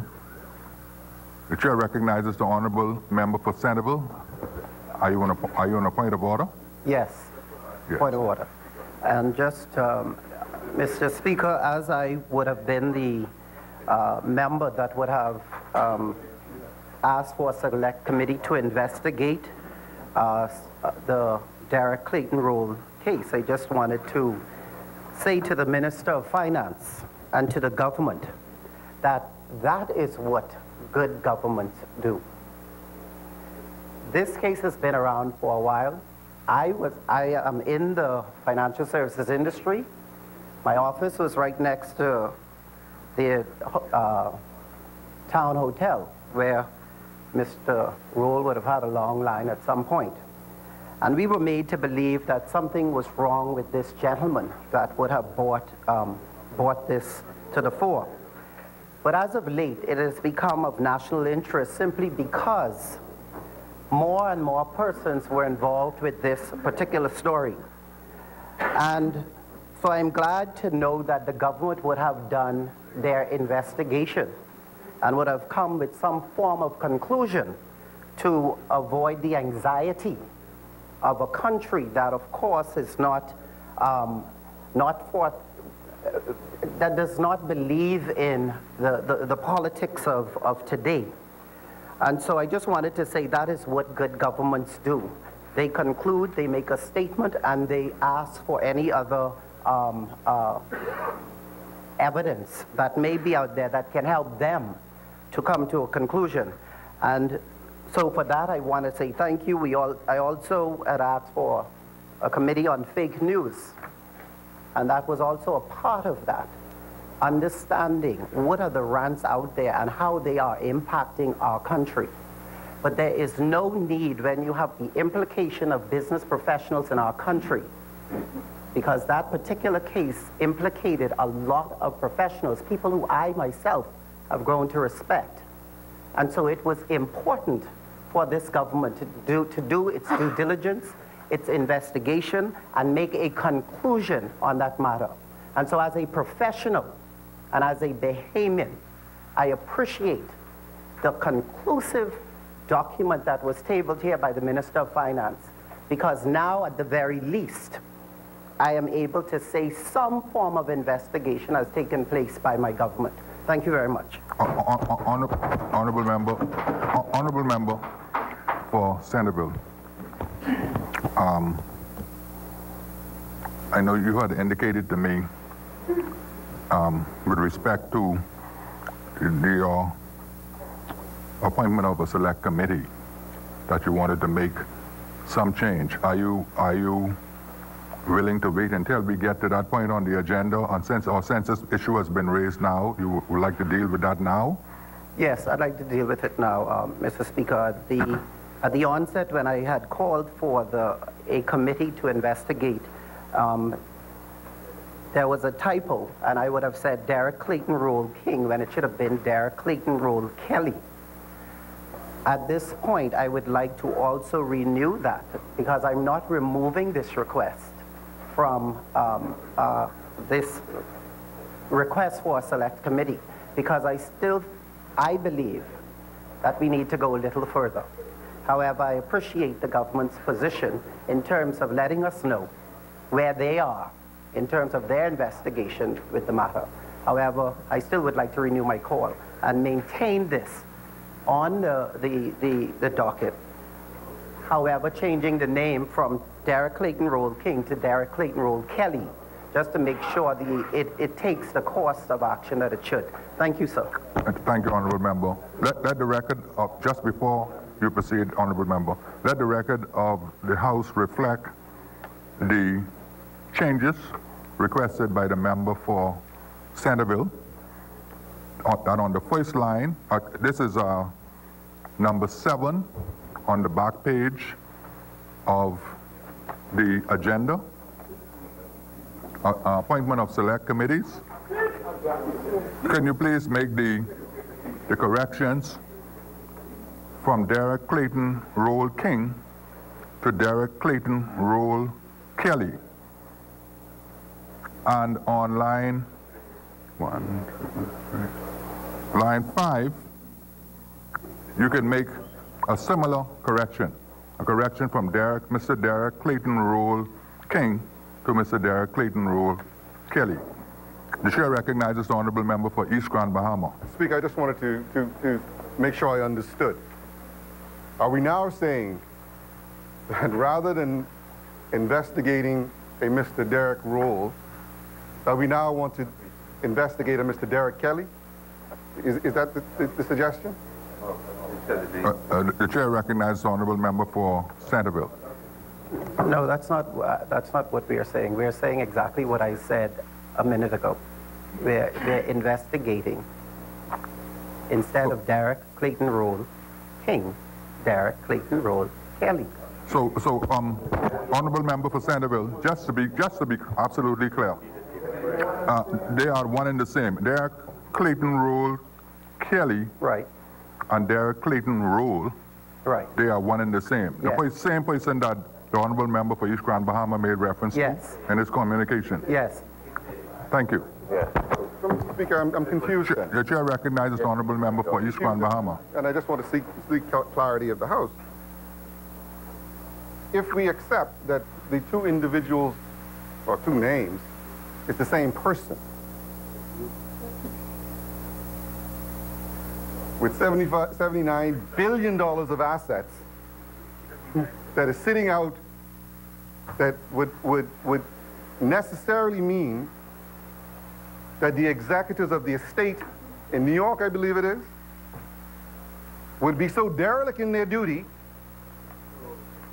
that they would not have ensured that the beneficiary gets his inheritance, and that no beneficiary has engaged an attorney in the United States where this estate is alleged to have originated to ensure the effective administration of that will or inheritance. 79 billion now, that in the Bahamas, no lawyer, to our knowledge, has initiated an action that would prompt the police and the Attorney General to initiate a criminal action for the alleged theft of $79 billion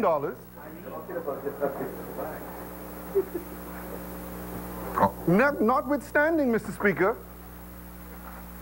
that the central bank, where the money would have had to come through, has auditors, and this is a very material event.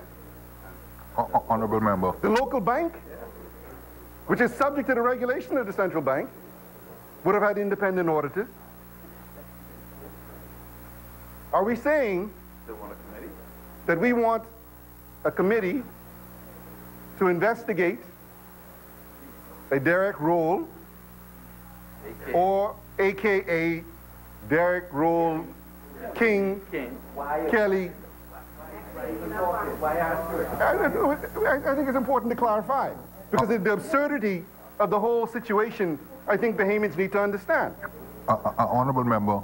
I just want to make sure, Mr. Speaker, sorry, just that the request is for a select committee for me to go back now and investigate somebody else.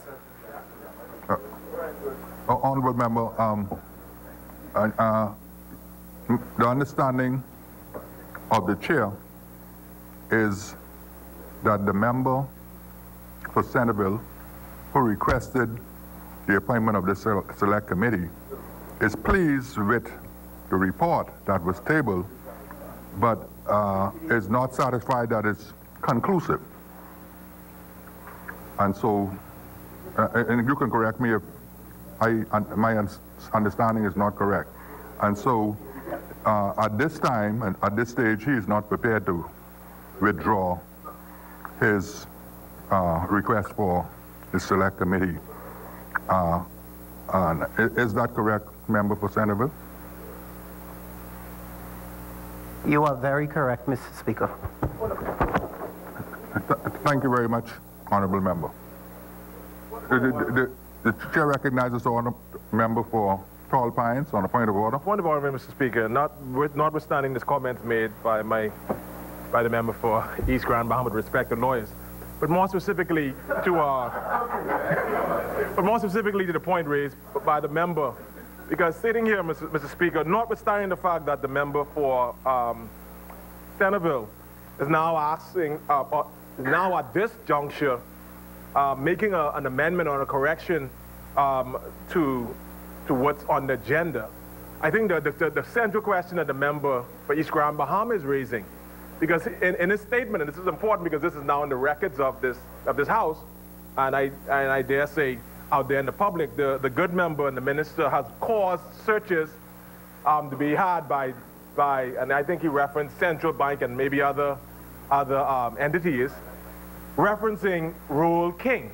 And now, on the floor, this amendment is now, will have to cause the member and the relevant agencies to now do a whole new search in order for the statement and the clarity that the member seeks to provide to the Bahamas and to this House to really make that valid. Because what he has done, what the good member for East Grand Bahama has done on behalf of the government of the Bahamas, is really now null and void.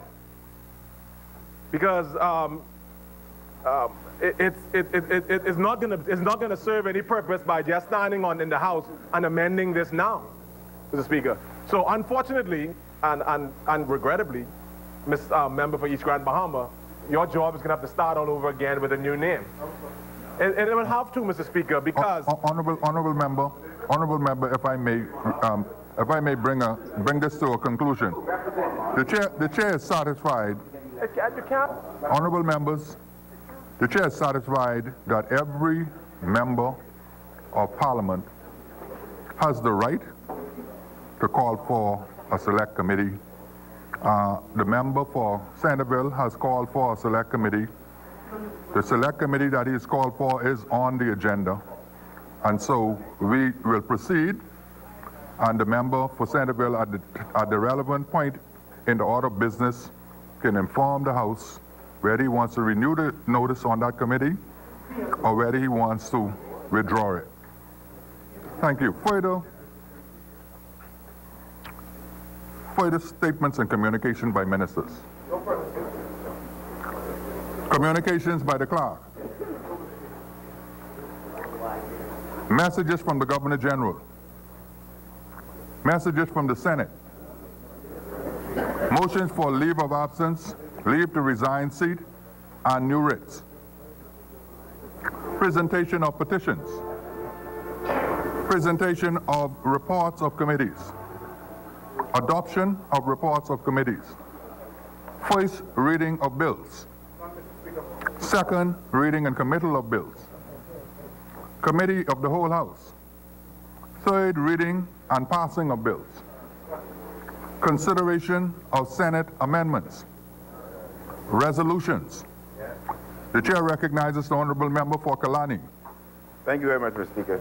Mr. Speaker, in the interest of time, and as we are approaching 1 o'clock, I'm supposed to move 2 resolutions. But in the interest of time, I would read the resolution, suspend, and when we come back at 3 o'clock, I would then commence the debate on the resolution. So the resolution as follows, Mr. Speaker. Whereas Section 3.1 of the Loans Inter-American Development Bank Act, Chapter 355 of the Revised Statute Law of the Bahamas 2000, the government of the Commonwealth of the Bahamas may, in such manner, on such terms, and subject to such conditions as may be agreed between the government and the Inter-American Development Bank, hereinafter the bank, borrow from the bank or from funds administered by the bank such sums as may be required for the purpose of financing or promoting economic and social development in the Bahamas. And whereas the bank has agreed to grant to the government financing up to the amount of $30 million in the currency of the United States of America for the purpose of financing the government's digital transformation to strengthen competitiveness program, the program, and whereas the program is expected to undertake inter alia the following activities: A, updating government procedures; B, designing and implementing a government cloud computing service that will allow government agencies to access a shared e-government infrastructure and application; C, updating the citizen portal and placing government procedures online, implementing the key tools for the provision of government digital services, digital identity, digital signature, online payment, business process manager, document management. D, digitizing government procedures related to property registration.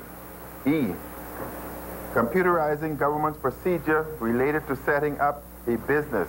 F, designing and implementing an institutional framework to manage digital government. G, designing and implementing an information management platform to enhance the transparency of budget information and public expenditures.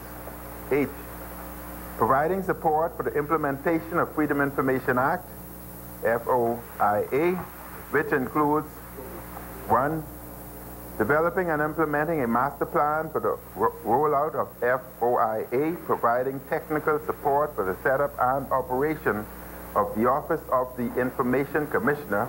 3, conducting training of information managers to enhance transparency in public sector entities. And 4, enhancing interinstitutional coordination to effectively implement FOIA provisions. And whereas the Minister of Finance proposes to raise the sum of $30 million in currency of the United States by means of a loan from the Inter-American Development Bank And whereas by Section 18 of the Financial Administration and Audit Act 2010, it is provided that no loans should be raised by the government unless entered into with the prior approval of the House of Assembly signified by a resolution thereof. And therefore, be it resolved that this House, 1, authorizes the Minister of Finance to raise by means of a loan the sum of $30 million in the currency of the United States of America.